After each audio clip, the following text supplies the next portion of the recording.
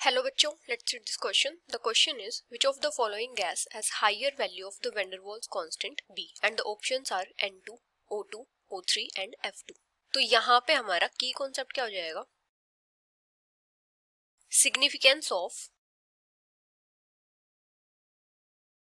van der Waals constant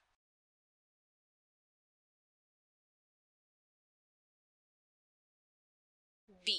तो जो van der Waals constant B होता है, ये क्या होता है? वॉल्यूम करेक्शन होता है. Volume correction. ये क्या रिप्रेजेंट करता है? ये मॉलिक्यूल के साइज को रिप्रेजेंट करता है. Represents the size of molecules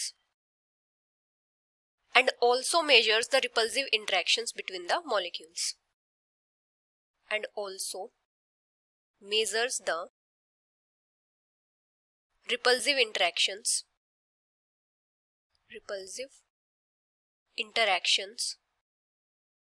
between the molecules.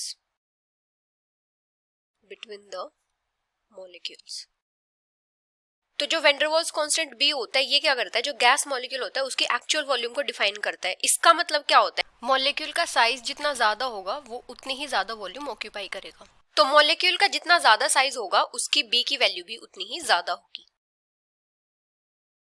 Larger the size of molecules, larger will be the value of van der Waals constant B. Larger will be the value of van der Waals constant B. Constant B. अभी हमें यहाँ पे क्या given है? N2, O2, O3 and F2. जब भी हम किसी पीरियड में लेफ्ट से राइट जाते हैं तो साइज क्या होता है? डिक्रीज करता है. From left to right in a period size decreases.